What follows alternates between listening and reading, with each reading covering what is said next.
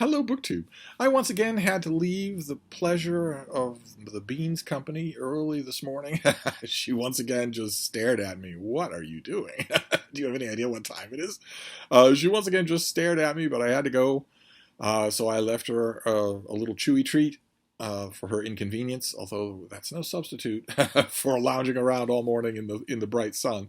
And I put on my big boy pants and went outside in the freezing cold first thing.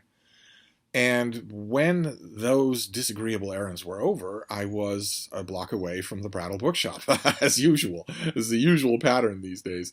For those of you who are new to the channel, that is a great used bookstore in the heart of Boston. Just one of the greatest used bookstores of them all. 3 floors of just stacked and crammed books, all reasonably priced, with a really friendly staff and tons of variety, tons of overturn.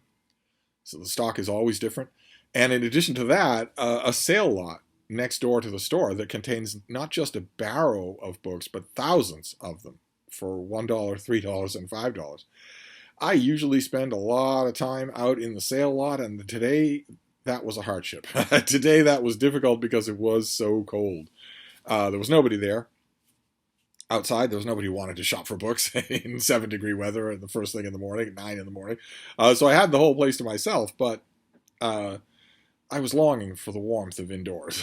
After a little while, I was longing. But one of you very kindly called into the store a store credit at the Brattle. That is wonderful. It's been years now that that's been happening, and I just never get over how incredibly nice that is. I mean, the one thing that stops me from feeling like just a complete parasite is that you do get these videos out of it. If you send a credit to the Brattle, I will use it and I will film what I get. So feel free, feel free to do that. If you feel like you want to do that, Lord knows you people are hilarious. You barely notice that my Patreon exists, but you're happy to keep calling in credit to the Brattle. But if you feel like doing that, just call the Brattle. Make sure it's the Brattle Bookshop and not the Brattle Theater. There are 2 things in the area that are both called the same thing. Call the Brattle Bookshop and just say, depending on who you get on the phone, you just have to say, I'd like to give Steve some store credit. You won't even have to identify me to most people there. They will already know what you're talking about. I loved it, and that really helped. That took all the bite out of this because these things were dirt cheap anyway. I don't think I got anything from inside the shop. Maybe one thing. But I came back with a stack of books that I want to show you. And it was a hardship, not only because of the cold, but because I was doing all this without a muscular teenager or a crowd of them. It's been years since I had muscular teenagers to tote and port all of my stuff around in exchange for me buying them wine and calzones or French fries when they get back here. As it is, I had to do it all by myself. And this is not an easy stack to lug around by yourself, without muscular teenagers, without any human friends along. Although, boy, oh boy, did I do some quality dog smooching when I was downtown. Boy, oh boy, did I ever. And also without a big red truck. I don't have any of those things. I had to lug these things back here on my own. But I made it. And there's quite a bit to go through here, now that our throaty prologue is over. The first thing is one of these old Shockin' trade paperbacks.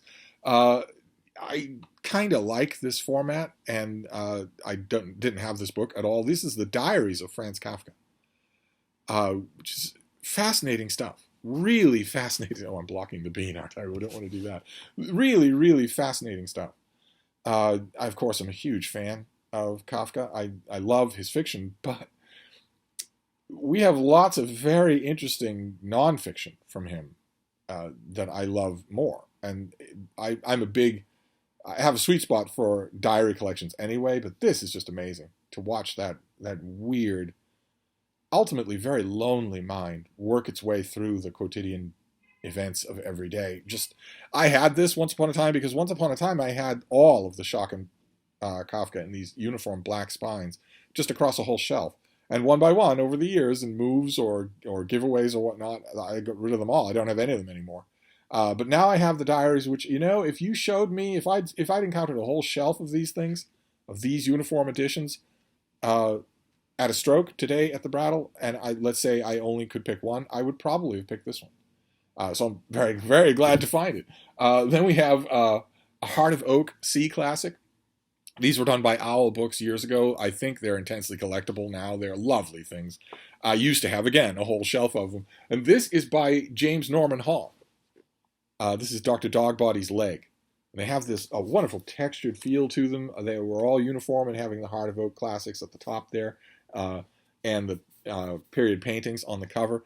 This is a favorite of mine in that series. I'm kind of hoping that if I saw this, I might see others. They did Wing and Wing, for instance, which you'll never see again in a popular trade paperback. Never. And I would love to have that. Again, I used to have all of these things.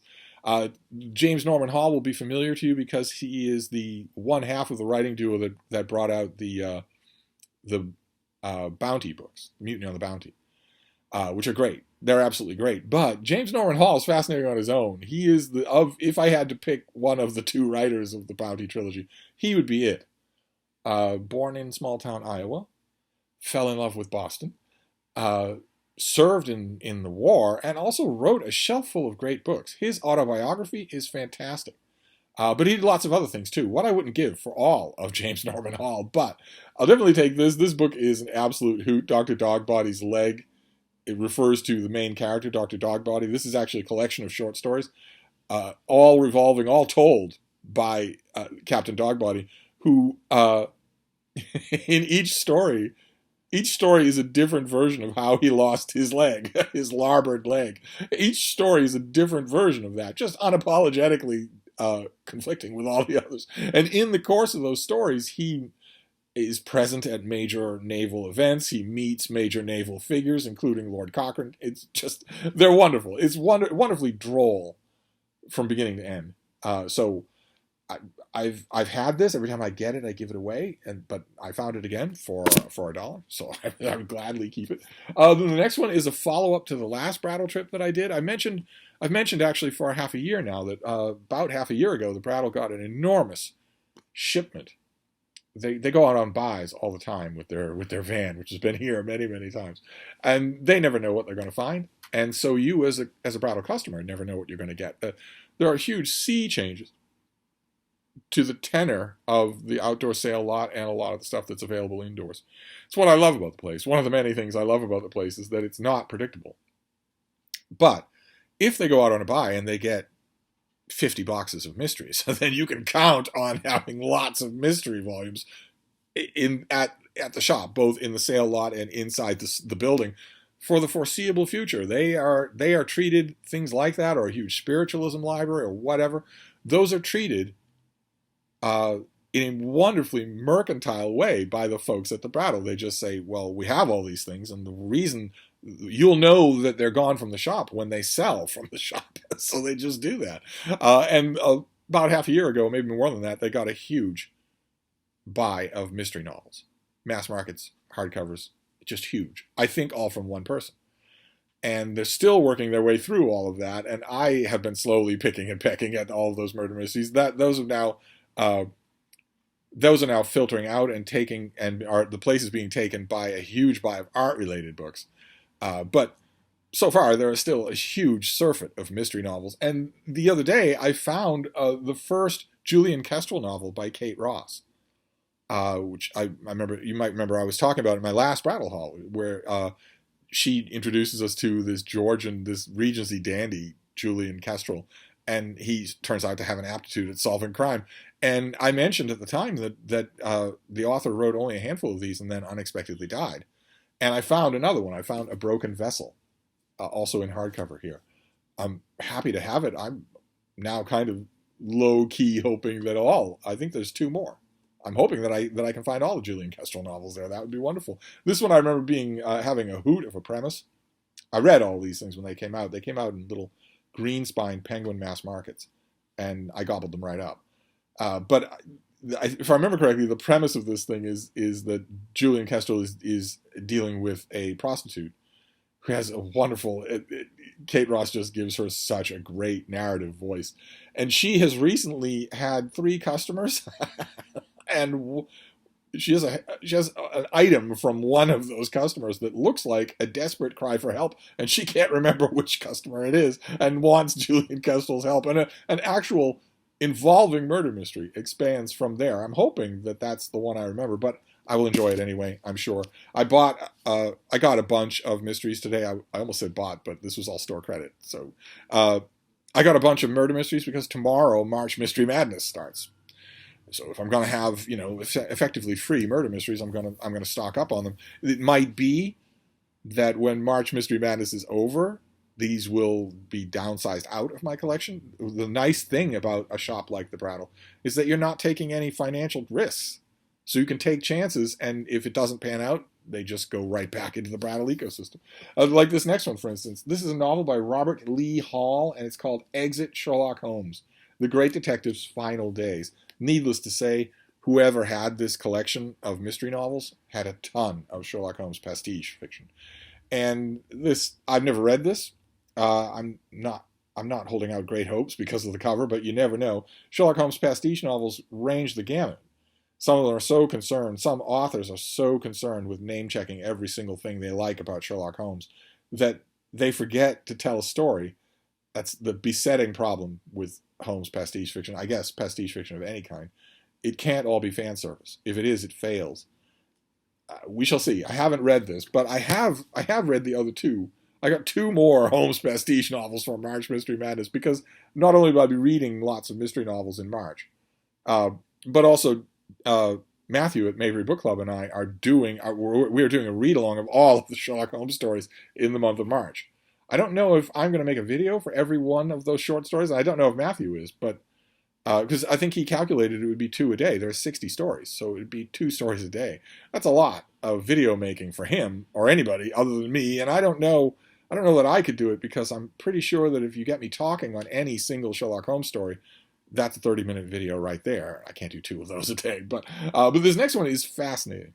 Sherlock Holmes pastiche novels tend to be of a muchness, so to speak. They tend to be very much the same. You've got the pipe, you've got the bullet holes spelling out VR, you've got the tobacco in the shag slipper, you've got the Lestrade and Irene Adler and Moriarty and microtomes and all. They can tend to be just a rondelay of greatest hits. But this volume was different. I got this in the trade paperback when I worked in a bookstore and got rid of it somewhere along the line. But I remember this is special. This is edited by Marvin Kay, and it's called Resurrected Holmes. And the premise is that the battered tin dispatch box that Watson mentions as containing his notes for all kinds of Sherlock Holmes stories that he hasn't actually written up into adventures is found. And it's eventually sold to a rare book dealer who commissions a whole bunch of writers of his day to take what little information we have about those unpublished cases and build them into stories. So that we get the giant rat of Sumatra and a whole bunch of other things that are mentioned only by name by Arthur Conan Doyle. We get those spun into stories. And you might think, well, okay, but that's been done many, many times. So why is this all that interesting? And the interesting thing is that the Marvin Kay, the editor here, decides to weave a pastiche on top of a pastiche. So these are Holmes pastiche novels because they're Sherlock Holmes adventures written by someone other than Arthur Conan Doyle. But in addition to that, the gimmick is followed one step further because the major authors who are contacted by this antiquarian book dealer then write up the stories. And as the Kay puts it in his introduction, they were strictly enjoined to mimic Arthur Conan Doyle's style. In other words, not to let their own particular writing style affect the story. And as he points out in his preface, most of them were unsuccessful in that. So you have Sherlock Holmes stories by Lord Dunsany, by H.P. Lovecraft, by Jack Kerouac, by, who else? There's a whole list of people in here. It's just so, P.G. Wodehouse is one of them that I remember. Who else have we got in here? H.G. Wells, Theodore Dreiser, Somerset Maugham, Ernest Hemingway, C.S. Forster. Just fantastic fun as you read the Sherlock Holmes pastiche stories, but you're also reading pastiches of the authors allegedly writing those stories. Just wonderfully playful. Can't wait to dive into this again. Just can't wait to. And since it's the second time that I'm reading it, it fits with the 2x2 theme of March Mystery Madness. Although keep in mind, if you're thinking about March Mystery Madness and you're racking your brains about that theme, keep in mind, A, You don't have to use the theme if you don't want to. Elizabeth at Lizzie Fay Loves Books is not going to come to your house and TP it if you don't use the theme. And two, you can always use the out that she gave me. It is 2022. So you've got twos all around you. So you're already covered. Then the next mystery novel here is another Sherlock Holmes pastiche novel, one of the most successful of them all. This is The 7% Solution by Nicholas Meyer. In a hardcover in perfect condition, also with one of these library dust jackets. The person who amassed this library, I wish I'd known them. They put a lot of care into what they were doing. And this is, most of you will be familiar with this if you're familiar with it at all, from the movie adaptation, which was brilliant. The gist of the story is that Sherlock Holmes is convinced to seek professional help in curing himself of his cocaine addiction. And he seeks that professional help from Sigmund Freud. And they proceed to have adventures at one particular adventure. And it is masterfully done on the screen. Nicholas Meyer, no one can direct a movie like Nicholas Meyer. It's masterfully done on the screen. It's also really effective as a novel. I've read this I don't know how many times, always in mass market paperback. Very happy to have a hardcover to just pop on the shelf, especially since I'm in the middle of a library tour. And one of the side effects of a library tour is that it really concentrates your thinking on what you want your library to look like. And of course, I want to have 2 or 3 shelves of Sherlock Holmes stuff. All my editions, any studies, and all the pastiches. Of course, that's what I want. I don't want them scattered all over creation. But anyway, this next book is not technically a murder mystery, although it is. It is in a way, and it's something that I've praised on this channel before, but I never thought I'd see it in this format. I found a review copy of The Eye of Horus by Carol Thurston. I read this as a mass market when it first came out. Absolutely blown away by it. And I think I have it as an ebook now. But I couldn't pass up a review copy from August of 2000. I couldn't pass it up. Okay, the bean has turned her face away from you. She doesn't like you anymore. And in a way, this is a murder mystery because it deals with a modern-day Egyptologist who understands all of the fragmentary records and understands the science of studying mummies, what we can actually learn from mummies. That is fascinating throughout this book. You'll learn so much from this book. But the thing that is concentrating that woman's attention in this book is a mysterious mummy. A woman who lived 4,000 years ago and seems to have died under unknown circumstances, under circumstances that seem strange even now. How much can we figure out about such a thing from a mummy? Just forensically, scientifically, how much can we learn? So in a way, this is a murder mystery for March. Then we'll move away from murder mysteries to a stack more books here. The first one being by Michael Grant, who once upon a time was a best-selling popular classicist. I don't think there's anyone really like him today. He was unbelievably prolific and really, really good. He really grounded what he did on sources. Over time, at one point or another, I have had virtually every one of his books. And I found one today that I haven't read in years. In fact, let's check. I haven't read this since it first came out. 1974. This is The Army of the Caesars. His book about the Roman army in all of its iterations, all of its transformations over the ages of Rome. Not a big thing, but he writes wonderfully. Wonderfully clear with no stylistic flourishes whatsoever. And again, grounded. He doesn't make any flights of fancy. Or if he does, he tells you what he's doing and tells you why he's doing it. I remember really liking this, but I haven't read it in all that time.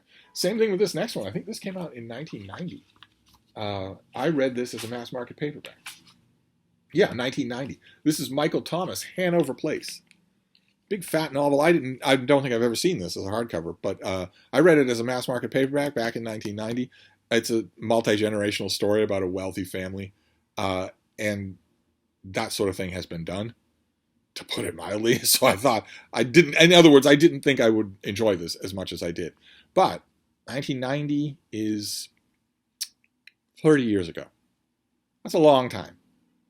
So I'm wondering what I'll think of this today. And like I said, it was a totally painless experiment at the Brattle, so I grabbed it. I will give this another try. Probably not in March. My elective rereading in March will probably go to mysteries. with maybe one exception, which is this next book. Probably this was the find of the day. I hooted with pleasure when I saw it. Can't wait to dig into this. This is by the legendary editor Otto Penzler, and it's an enormous book of vampire stories, the Vampire Archives, there with the great Christopher Lee on the cover. It has a foreword by Kim Newman, who wrote Anno Dracula, one of the great vampire novels, in my opinion, of all time. It has a preface by Neil Gaiman, because I guess he has to have a finger in every plum pudding. And it has an amazing table of contents. One of the ways that that Penzler and also sometimes Leslie Klinger get away with their amazing tables of content is because they double column everything, like the old pulps that they love so much. So you can fit in a lot of material. I must have seen this when it came out originally in bookstores. When was this? In the 2000s? 2009. I must have seen this and just somehow never had it. I've never had this book, so I'm overjoyed to see. Let's see who's in here. I can't read you all the names, but Penzler is so good. He is an editor who is reliable. If you see his name on an anthology, you'll know that it's good. You'll know that it's intelligently put together. You'll know. Am I boring you? Oh. You'll know that that he has spared no expense. Sometimes these anthologies are limited by what you can pay. But who have we got here? Okay, so the whole first section, the first 170 pages of this thing is called Pre-Dracula. And it's all of the vampire stuff gesturing in the direction of Bram Stoker, but not quite there yet. So you have Hume, I'm not going to know a lot of these names, Sean Standfast would. You have Hume Nisbet, Edgar Allan Poe, I know, Sheridan Le Fanu, Julian Hawthorne, Ambrose Bierce. Do we have, is this where Varney the Vampire would be, and Carmilla? Carmilla, yes, Sheridan Le Fanu is in here, and Varney the Vampire must be in here somewhere. And I would think he would be in this first part. Then you have a short section called True Stories. Then Graveyards, Castles, Churches, and Ruins, with story by Anne Rice, a story by M.R. James, a story by Scott Moncrief, The Hound by H.P. Lovecraft, one by Tanith Lee, one by Algernon Blackwood, The Singular Death of Morton, The Death of Ilalotha by Clark Ashton Smith. I don't think I've ever read that. There's a little Goethe in here, little John Keats, little Byron. Who else? Ed Gorman. E.F. Benson again a few times. M.R. James again. Manly Wade Wellman. Dracula's Guest, the little fragment by Bram Stoker that everybody always uses. Algernon Blackwood. Clark Ashton Smith again. What do we have for... We've got The Parasite by Arthur Conan Doyle. Got The Lovely Lady by D.H. Lawrence. Lonely Women Are the Vessel of Time by Harlan Ellison. Harlan Ellison also features in that Resurrected Holmes. There's a little footnote saying that he was approached, but he was so obnoxious that the editor cut him loose and didn't print his story. There's Popsy by Stephen King. Drink My Red Blood by Richard Matheson. Day Blood by Roger Zelazny. Wow, there's lots of stuff in here. Lots and lots of stuff. Fantastic. There's even something by Lafcadio Hearn. Great. Okay, well, this is the ultimate vampire anthology. You've got not only a huge selection, but the perfect editor. So I was very, very happy to find it. And then finally, this last thing is oversized. I actually mentioned it the other day in a library tour, and I guess that's all it took for the gods. I guess they were listening and provided it for me at the Brattle. I've made mention many, many times on this channel, enough times to sicken you, how much I love New Yorker cartoons, the New Yorker magazine, the cartoons that run throughout the magazine, but also the covers. The covers can be brilliant. And I mentioned the other day when I was in a library tour that the New Yorker has done a million different collections of all kinds. They've done annual collections of their cartoons. They've done themed collections of sports or finance or dogs or cats or doctors or whatever. And I mentioned at the time they also did a volume of the Four Seasons as they are reflected in New Yorker covers. I mentioned it idly just because I've seen the thing. At one point or another in my life, I've owned it, and then I found it. This is the book I was talking about, The Four Seasons at the New Yorker. Here we have a New Yorker cartoon, Indian Summer, Autumn Hues, Winter Light, Spring Fever. The containers are empty. And this goes through the Four Seasons as they are represented on New Yorker covers.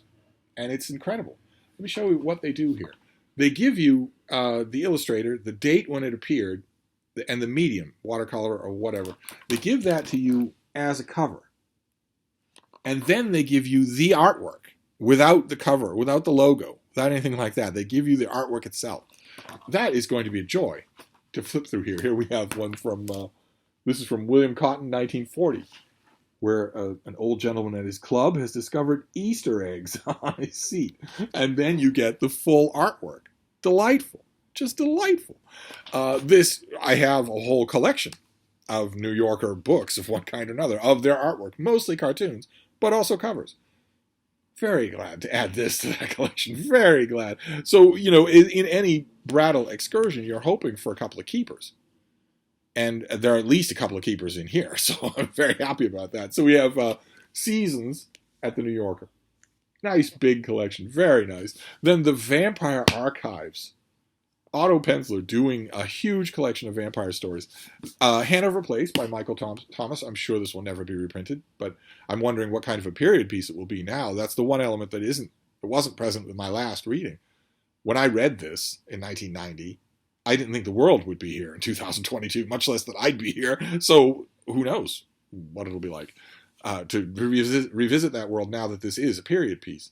Then The Army of the Caesars, which will never be a period piece, thankfully. Then The Eye of Horus in a review copy that I checked. It was not sent to me. Then we have some mystery novels. We have The 7% Solution by Nicholas Meyer. We have Resurrected Holmes, edited by Marvin Kaye. We have Exit Sherlock Holmes, about Sherlock Holmes' later days. We'll see if it's any good. It's a Sherlock Holmes pastiche novel that I haven't read. We have A Broken Vessel, another Julian Kestrel novel, fine by me. I'd be happy to have them all. We have Dr. Dogbody's Leg in the Heart of Oak Sea Classic series. Very nice. Can't wait to get back to that. And finally, The Diaries of Franz Kafka, which is going on the nightstand tonight. Just to pick through. I'll read the introduction, and then I will pick through it. I'm sure that it will be fascinating, because I remember having this volume and was fascinated by it. But anyway, I think I had this volume. Or maybe there was another big thing. I don't know if Penguin ever did The Diaries of Kafka. Well, either way, it's going to be thrilling to revisit a lot of these things. I think Seasons of the New Yorker I will thumb through today and then put it on the shelf. That's the sort of thing that you revisit gradually. You don't commit your time to it. But I think of this pile, probably The Diaries of Franz Kafka and The Vampire Archives are the most pressing temptations. So I may get to both of those today.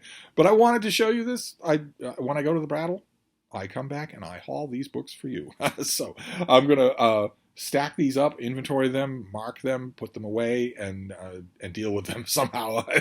I'm extra conscious of that now because I have a library tour going on, but I will find the room for at least a few of these. And if I don't keep some of them, I imagine myself keeping The Vampire Archives. The New Yorker book, of course, I will keep. The 7% Solution, I will probably keep, since I'm never likely to find it again. It's such a beautiful plastic dust-jacketed hardcover. And The Diaries of Kafka, I think I will keep unless a big annotated edition comes my way. But anyway, it was great fun, and it turned out the Bean was more or less forgiving when I got back. She was more or less forgiving. She doesn't like it when I leave her. I don't like it when I leave her either, but she was more or less forgiving. And it looks like the rest of the week is going to be fairly temperate. So I'll be able to reward her with nice long walks. But anyway, I'm going to wrap this up for now, but I'll be back. Thank you, BookTube.